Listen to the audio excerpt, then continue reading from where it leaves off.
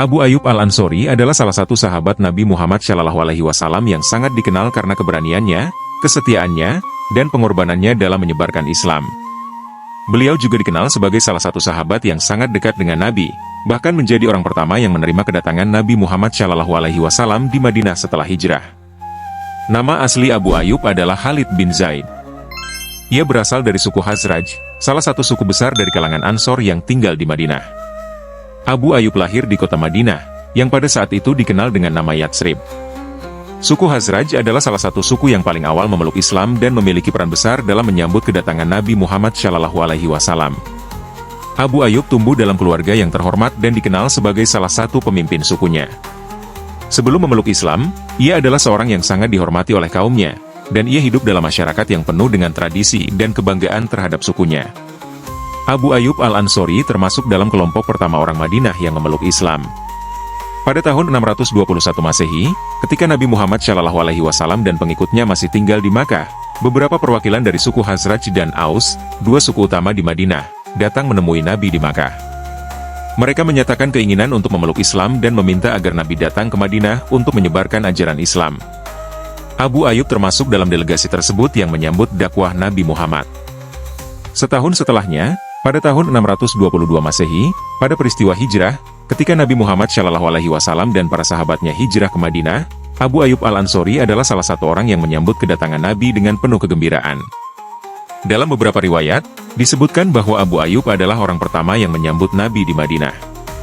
Rasulullah memasuki kota Madinah, mengakhiri perjalanan hijrahnya dengan gemilang, dan memulai hari-harinya yang penuh berkah di kampung hijrah, untuk mendapatkan ketentuan Tuhan yang telah disediakan baginya, yakni sesuatu yang tidak disediakan bagi manusia-manusia lainnya.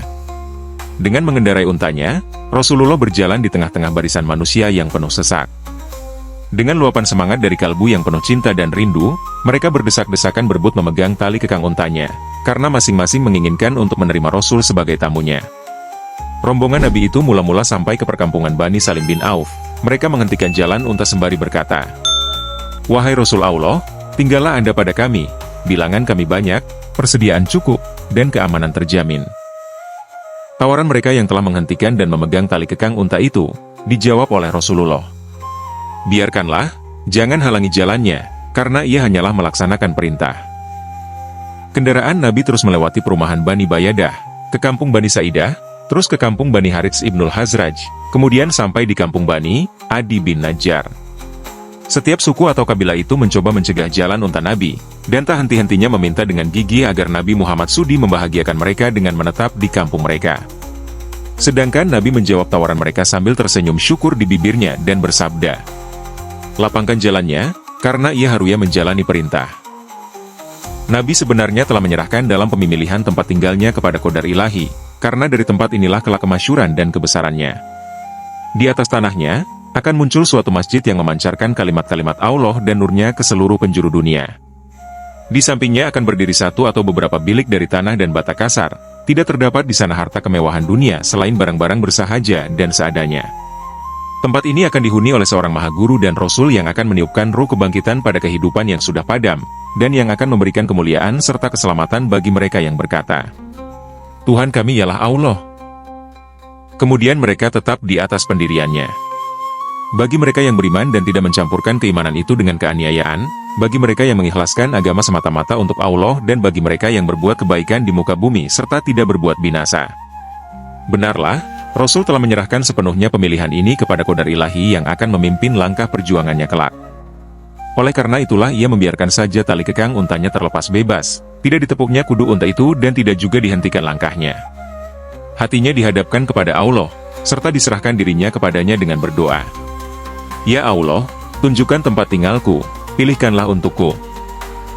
Di muka rumah Bani Malik bin Najjar unta itu bersimpuh, ia bangkit dan berkeliling di tempat itu. Kemudian pergi ke tempat ia bersimpuh tadi dan kembali bersimpuh lalu terap dan tidak beranjak dari tempatnya. Maka turunlah Rasul dari atasnya dengan penuh harapan dan kegembiraan. Salah seorang muslimin tampil dengan wajah berseri-seri karena sukacitanya. Ia maju, lalu membawa barang muatan dan memasukkan ke rumahnya, kemudian mempersilahkan Rasul masuk. Rasul pun mengikutinya dengan diliputi oleh rasa hikmah dan berkah. Maka tahukah Anda sekalian siapa orang yang berbahagia ini, yang telah dipilih takdirnya bahwa unta Nabi akan berlutut di muka rumahnya, sehingga Rasul menjadi tamunya, dan semua penduduk Madinah akan merasa iri atas nasib mujurnya. Setelah kedatangan Nabi, beliau memilih untuk tinggal di rumah seorang wanita kaya bernama Ummu Salim, yang rumahnya berada di dekat masjid yang baru dibangun. Namun, sebelum itu, Nabi Muhammad SAW memilih untuk tinggal sementara waktu di rumah Abu Ayyub Al-Ansori. Dikisahkan bahwa ketika Nabi Muhammad SAW tiba di rumah Abu Ayyub, beliau dan para sahabatnya disambut dengan sangat ramah.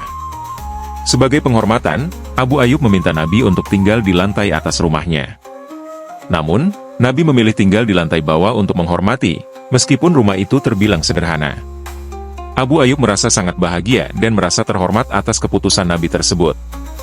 Namun, beliau tetap khawatir jika Nabi merasa tidak nyaman dengan kondisi rumahnya.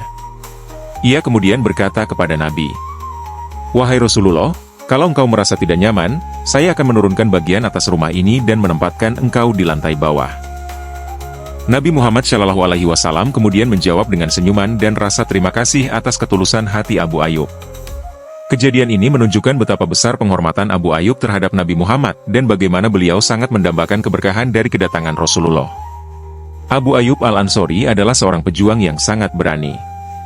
Beliau terlibat dalam hampir seluruh perang besar yang diikuti oleh Nabi Muhammad SAW, termasuk Perang Badar, Perang Uhud, dan Perang Khandaq. Namun, yang paling terkenal adalah pengabdiannya dalam Perang Badar, di mana beliau menunjukkan keberanian luar biasa dalam bertempur bersama pasukan Muslim. Bahkan, pada saat terjadi Perang Uhud, meskipun Nabi Muhammad SAW terluka dan pasukan Muslim mengalami kekalahan sementara, Abu Ayyub tetap berjuang dengan gagah berani untuk mempertahankan Islam dan melindungi Nabi Muhammad SAW. Dalam Perang Khandaq, Abu Ayyub juga menunjukkan dedikasinya dengan mempertahankan pertahanan pasukan Muslim. Dalam beberapa riwayat, disebutkan bahwa beliau berperang dengan semangat yang tinggi dan sangat tidak mengenal lelah dalam menghadapi musuh. Setelah wafatnya Nabi Muhammad SAW, Abu Ayyub Al-Ansori tetap setia dan terus berjuang untuk menyebarkan ajaran Islam.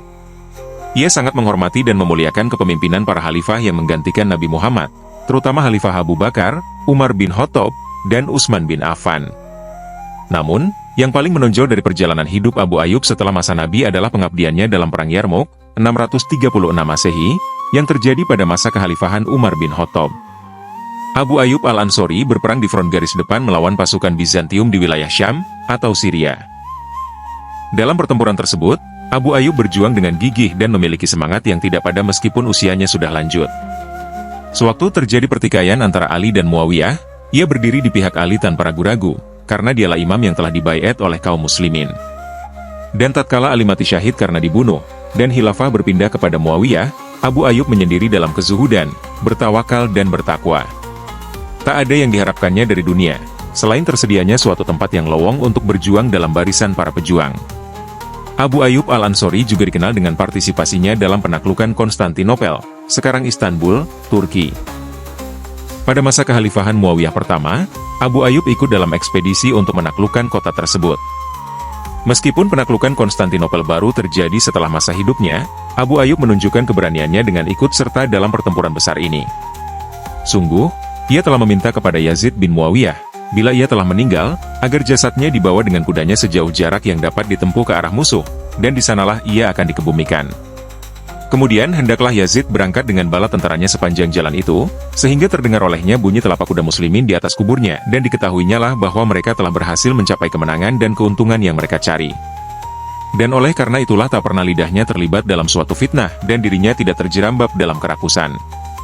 Ia telah menghabiskan hidupnya dalam kerinduan ahli ibadah dan ketahanan orang yang hendak berpisah.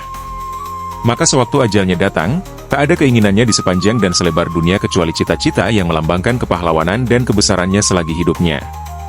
Bawalah jasadku jauh-jauh, jauh masuk ke tanah Romawi, kemudian kuburkan aku di sana. Ia yakin sepenuhnya akan kemenangan, dan dengan mata hati dilihatnya bahwa wilayah ini telah masuk dalam taman impian Islam, dalam lingkungan cahaya dan sinarnya. Karena itulah ia menginginkannya sebagai tempat peristirahatan yang terakhir, di ibu kota negara itu, di mana akan terjadi pertempuran yang menentukan. Dari bawah tanahnya yang subur, ia akan dapat mengikuti gerakan tentara Islam, mendengar kepakan benderanya, bunyi telapak kudanya dan gemerincing pedang-pedangnya. Sekarang ini ia masih terkubur di sana, tetapi tidak lagi mendengar gemerincing pedang, atau ringkikan kuda. Keadaan telah berlalu, dan kapal telah berlabuh di tempat yang dituju, dalam kurun yang lama. Namun setiap hari, dari pagi hingga petang didengarnya suara azan yang berkumandang dari menara-menaranya yang menjulang di angkasa. Bunyinya, Allah Man Besar, Allah Maha Besar. Dan dengan rasa bangga, di dalam kampungnya yang kekal dan dimahligai kejayaannya, ia menyahut, inilah apa yang telah dijanjikan Allah dan Rasul-Nya. Dan benarlah Allah dan Rasul-Nya.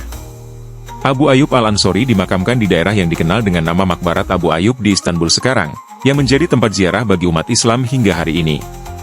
Abu Ayyub Al-Ansori wafat pada tahun 51 Hijriah, 671 Masehi, di kota Konstantinopel, sekarang Istanbul, saat berusia sekitar 80 tahun.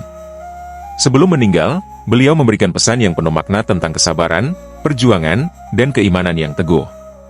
Keberanian dan keteguhan hatinya menjadi inspirasi bagi generasi Muslim selanjutnya.